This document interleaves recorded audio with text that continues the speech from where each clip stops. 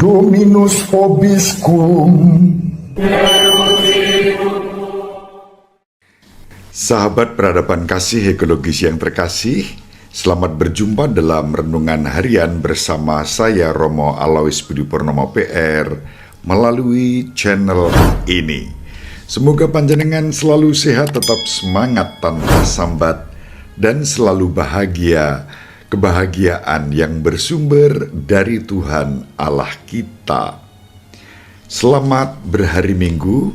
Mari kita awali perjumpaan kita dengan bersatu di dalam doa. Dalam nama Bapa dan Putra dan Roh Kudus. Amin. Allah Bapa yang Maha Pengasih dan Penyayang, Engkau telah mencintai kami dengan kasih yang begitu besar dalam diri Putramu yang menjadi manusia dalam Yesus Kristus.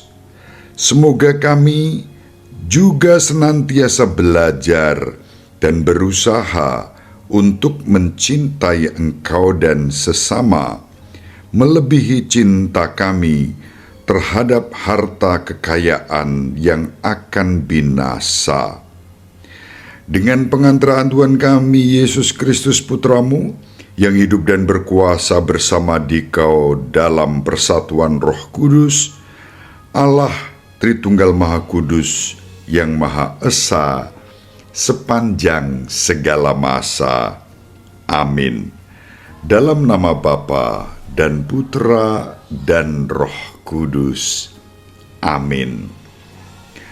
Sahabat peradaban kasih ekologis yang terkasih, mari kita baca Injil Markus bab 10 ayat 17 sampai 30. Pada suatu hari, Yesus berangkat meneruskan perjalanannya. Datanglah seseorang berlari-lari mendapatkan dia, dan sambil berlutut di hadapannya, ia bertanya, "Guru yang baik, apa yang harus aku lakukan untuk memperoleh hidup yang kekal?" Jawab Yesus kepadanya, "Mengapa engkau katakan aku baik? Tak seorang pun yang baik selain Allah. Engkau tentu mengetahui perintah-perintah ini. Jangan membunuh, jangan berzina, jangan mencuri, jangan memberi kesaksian palsu, dan jangan menipu orang. Hormatilah ayahmu dan ibumu." Lalu kata orang itu kepada Yesus, "Guru, semuanya itu telah kuturuti sejak masa mudaku."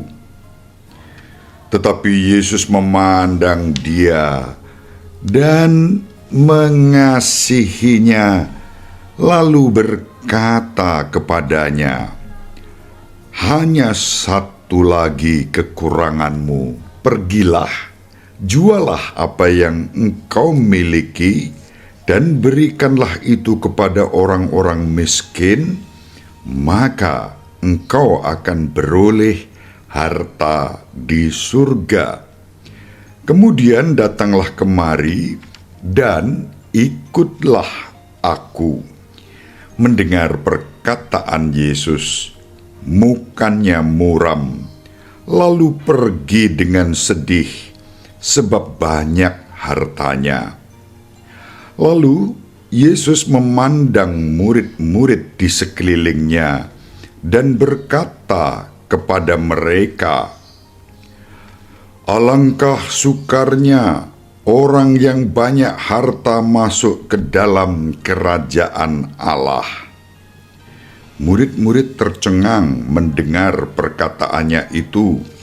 Tetapi Yesus berkata lagi, "Anak-anakku, alangkah sukarnya masuk ke dalam kerajaan Allah. Lebih mudah seekor unta melewati lubang jarum daripada seorang kaya masuk ke dalam kerajaan Allah. Para murid makin tercengang dan berkata satu sama lain, "Jika demikian, siapakah yang dapat diselamatkan?"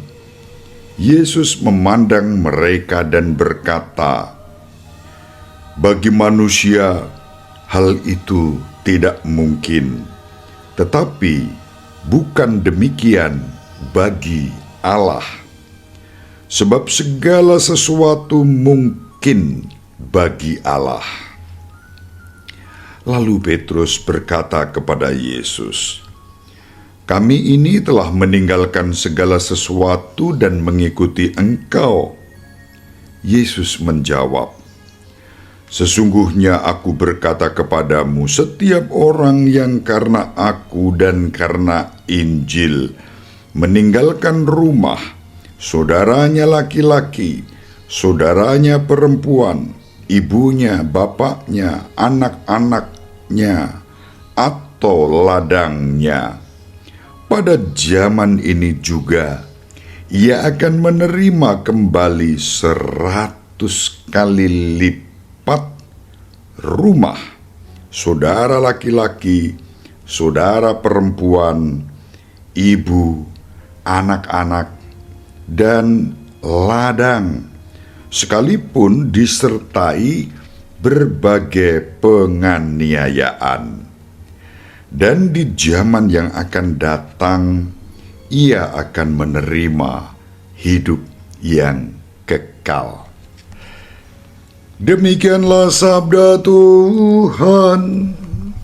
Terpujilah Kristus.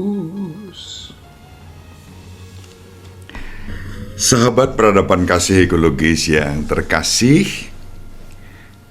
Yesus mengajar para muridnya dengan beberapa cara, antara lain dengan menggunakan perumpamaan-perumpamaan, dengan menggunakan simbol, dan bahkan dengan suatu teka-teki yang kerap kali tidak begitu saja mudah untuk dipahami. Namun inti dari semua yang disampaikan Yesus hanya satu, bahwa kita diajak untuk selalu mengarahkan hati kita kepada Allah yang menyelenggarakan kehidupan kita, dan juga mengikuti Yesus dengan setia, dengan taat, dan rendah hati. Itu pokok gagasan yang tentu selalu membingkai setiap pewartaan yang disampaikan Yesus kepada para muridnya. Sahabat peradaban kasih ekologis yang terkasih, dalam perumpamaan pun ada beberapa jenis yang berbeda. Misalnya beberapa perumpamaan yang disampaikan Yesus itu berupa kisah, naratif, cerita.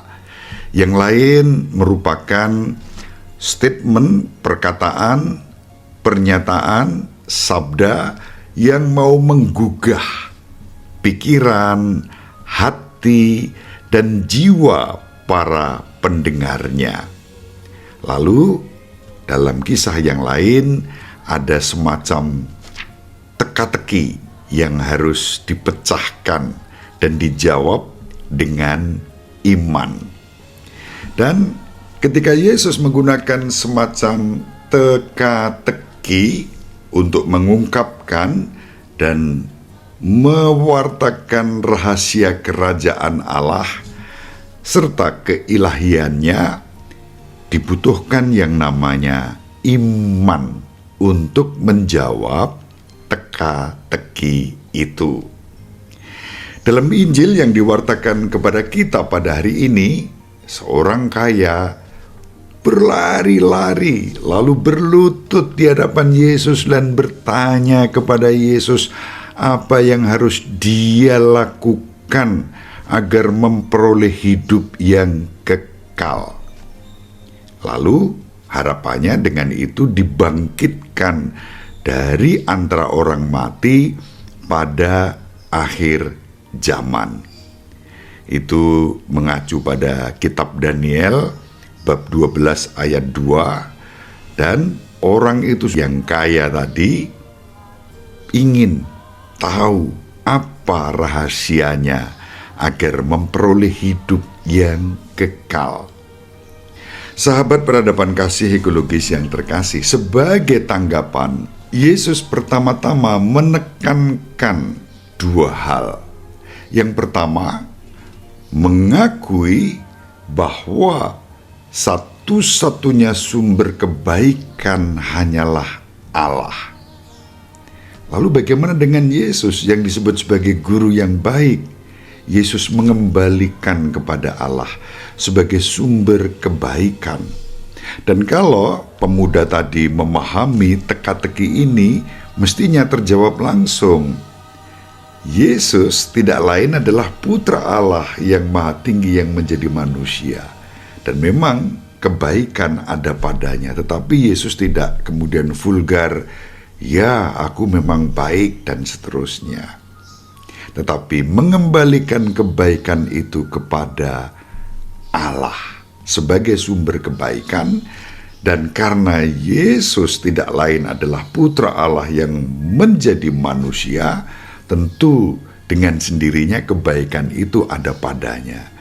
Dan ketika kebaikan itu ada padanya, maka semua yang disampaikan oleh Yesus merupakan kebaikan, walaupun dengan segala konsekuensi yang harus ditanggung bagi siapa saja yang mau menaati sabdanya. Nah, sayangnya pemuda yang kaya tadi tidak menangkapnya teka-teki itu, bahkan ketika Yesus mengatakan hukum-hukum yang harus ditaati, dan orang itu sudah mengatakan semua sudah ditaatinya sejak masa mudanya. Lalu Yesus menyampaikan satu teka-teki yang harus dijawab. Jualah semua harta kekayaanmu, berikan kepada orang miskin, kamu akan beroleh kerajaan Allah, lalu datang dan ikutilah aku. Itu yang pertama. Yang kedua, Tuhan kita Yesus Kristus menunjukkan bahwa penting menaati perintah-perintah Allah untuk memperoleh hidup yang kekal. Namun, jangan lupa ada persyaratan lain yang menghubungkan kerajaan Allah dengan sesama kita, terutama mereka yang kecil, lemah, miskin, tersingkir, dan menderita, kaum duafa. Kalau kita dianugerahi kekayaan, apakah kita memiliki kepedulian kepada mereka dan tidak dibelenggu oleh harta kekayaan itu hanya untuk kepentingan diri sendiri? Itulah yang kemudian menjadi syarat yang ketiga yang sangat ditekankan oleh Yesus. Jualah milikmu, berikanlah kepada orang miskin, maka kamu akan memperoleh harta di surga. Bahkan sebelum mengikuti Yesus dan datang mengikuti Yesus, kalau tindakan kemurahan hati itu terjadi, orang itu beroleh harta di surga. Urutannya seperti itu. Yesus tidak mengatakan, ikuti aku, jual milikmu, berikan kepada orang miskin. Tapi jualah milikmu, berikan kepada orang miskin, kamu akan beroleh harta di surga. Lalu datang dan ikutilah aku. Sahabat peradaban kasih ekologis yang terkasih, intinya adalah kita diajak untuk berbuat baik agar memperoleh harta di surga. Mengikuti Yesus menyempurnakan perbuatan-perbuatan baik itu. Iman akan Tuhan kita Yesus Kristus sebagai Sang Penebus menyempurnakan setiap upaya-upaya baik yang kita persembahkan kepada Allah. Perbuatan baik yang ditopang dengan iman kepada Kristus mengikuti Dia, dan kita akan memperoleh segala rahmat dan berkat yang kita butuhkan. Di dalam firman ini kita bisa mengalami kebenaran iman akan Kristus yang ditopang dengan ketaatan, kerendahan hati, dan perbuatan-perbuatan baik, semakin menghadirkan kerajaan Allah di dalam kehidupan kita, dan kita boleh masuk ke dalamnya. Mari kita saling mendoakan agar kita diberi rahmat untuk di dalam iman akan Tuhan kita Yesus Kristus, Juru Selamat semua orang, kita melakukan perbuatan-perbuatan baik, agar hidup kita diberkati Tuhan. Dengan demikian, kita juga dimampukan saling menjadi berkat satu terhadap yang lain. Terima kasih, Ibu Maria dan Bapak Yusuf selalu mendoakan kita. Semoga panjenengan semua sahabat peradaban kasih ekologis yang terkasih bersama seluruh anggota keluarga dimanapun berada, dibimbing, dilindungi, dan diberkati oleh Allah yang Maha Kuasa, Bapa dan Putra dan Roh Kudus. Amin. Terima kasih, salam sehat, tetap semangat tanpa sambat, selalu bahagia, kebahagiaan yang bersumber dari Tuhan Allah kita. Salve, salam, salam sejahtera, berkah dalam. Sahabat peradaban kasih yang terkasih, sampai jumpa pada episode berikutnya. Terima kasih atas kebersamaan kita. Salam peradaban kasih ekologis, berkah dalam.